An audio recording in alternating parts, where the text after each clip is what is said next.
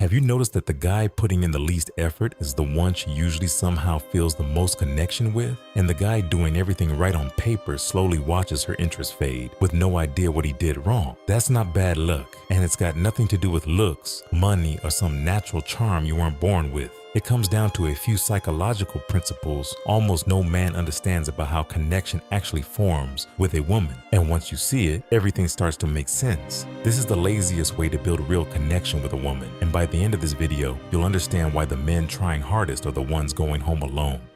In 2018, a team of psychologists ran a simple experiment. They brought in strangers, had them talk for a few minutes, then asked each person 2 questions. How much did you like them? And how much do you think they liked you? The answers didn't match. Almost everyone made the same mistake. They thought they were liked far less than they actually were. The researchers called it the liking gap. But here's what most men miss about that study. When they dug into why it happens, they found something specific. The people who got it most wrong weren't the ones who said the wrong thing. They were the ones too stuck in their own heads, monitoring how they were doing, lining up the next thing to say, to notice the other person was already enjoying it. Think about what that means for you. The connection you keep straining to build, half the time it's already forming. You just can't feel it because you're not actually in the room with her. You're in your head grading yourself. Think about the last time you talked to someone who clearly wasn't there. Eyes flicking to their phone, nodding on cue, saying yeah for sure, but you could feel it. Their body was in front of you. They weren't. Now flip it around. That's you, sitting across from her. The only difference is the phone is your own head. Watch how it plays out. She opens up a little. Honestly, this week's been a lot. Work's been crushing me. I barely slept. And while she's saying it, here's what's actually running through your mind.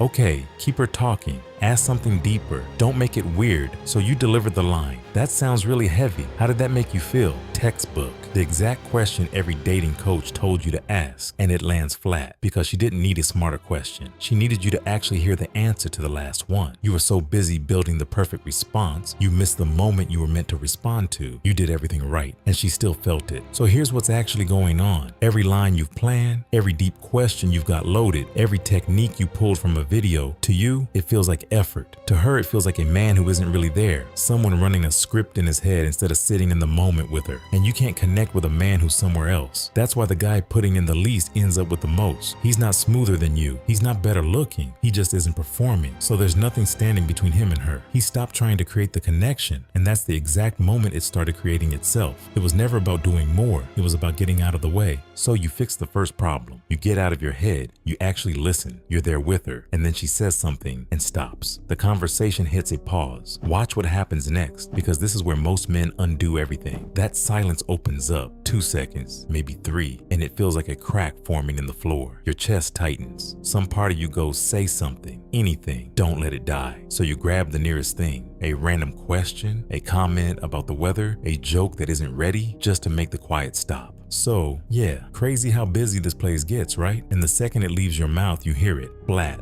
forced. A sentence with no reason to exist except that you were scared of the quiet. She gives you a polite, yeah, totally. And now the conversation you panicked to save is somehow deader than the silence you were running from. Here's what most men never realize. That instinct, the one that feels like saving the conversation, is the exact thing killing it. Because to her, you didn't rescue the moment, you revealed something. The pause came and you couldn't sit in it. And now she's wondering why a grown man got so uncomfortable with 3 seconds of quiet. You know the feeling when someone asks, you okay? The second you go quiet, you weren't even upset. You were just not talking for a moment. But now you feel like you have to reassure them, yeah, I'm fine. Like the quiet was a problem you caused. Their discomfort became your job to fix. That's what you do to her every time you scramble to fill a pause. You make the silence her problem to solve. Now flip it. Think of the one person in your life you can just be quiet around. A close friend, family, someone where nobody has to talk and nothing feels wrong. No pressure, no performing, just easy. That ease is the rarest thing you can give a woman because almost every other guy makes her work to keep things going. So when you let a pause just sit there, calm, unbothered, she feels it. He's not nervous. He doesn't need me to feel this. And for the first time, she's not performing for you. She's just relaxing with you. So here's the lazy move, and it's almost nothing. You stop rushing to fill the silence because she will forget almost everything you actually say. The clever line, The perfect question. Gone by tomorrow. What stays is how you made her feel while you said it. And the man who panics into filling every pause makes her feel one specific thing, that he's working, that he needs this to go well, that her ease is his job to manage. The grounded man does the opposite. He lets a pause just sit there, and that single moment of not flinching tells her something words never could. He's not performing for me, he's just here. The silence you're scared of isn't a gap in the connection. It's where she feels who you actually are. You don't fill the moment, you trust it. So now you're present, and you're at ease in the quiet, which raises the real question. What do you actually do with all that space? Because at some point, someone has to eventually break the silence. Most men fill it with themselves, the story that makes them look good, the opinion, the achievement, proof that they're worth her time. Because being interesting means showing her how interesting you are, right? Here's where the psychology flips it. Researchers put people in a brain scanner and had them either talk about themselves or talk about other people. Talking about themselves lit up the same reward circuitry as food or money. It physically felt good. So good, in fact, that people would give up real money just for the chance to keep doing it. Now think about what that means for you. The most pleasurable thing you can give her isn't your best story. It's the space to tell hers and what she starts to feel about you while she does. Think about the last time you walked away thinking, I really like that person. Usually it wasn't that they impressed you, it's that they got you talking and you left feeling good, even though they said almost nothing about themselves. That's the whole move. You don't bond to what someone reveals, you bond to how you felt in front of them. So watch the difference. She says she just got back from Italy. Most men jump in, oh, I love Italy. I went to Rome last year. And just like that, he's made her moment about him. You do the opposite. What made you pick there? One question. You let her run. And without a word about yourself, you become the person she feels best around. So here's the laziest move of them all, and it barely involves you. You let her be the interesting one. Stop auditioning. Stop hunting for the story that'll impress her, the fact that'll make her see your value. Because connection doesn't grow from what she learns about you. It grows from how much of herself she shares with you. Every time she opens up, a memory, an opinion, something she's never said out loud, a little piece of her quietly ties itself to you. She's not bonding to your highlight reel. She's bonding to the version of herself she only becomes around you. The man working hardest to be impressive stays a stranger. The man who makes her feel worth listening to becomes unforgettable. You don't win her over. You let her open up. That is how you stop killing the connection. But this only stops you from pushing her away. It doesn't make her crave you. Watch this next to learn how to actually make her enjoy your company.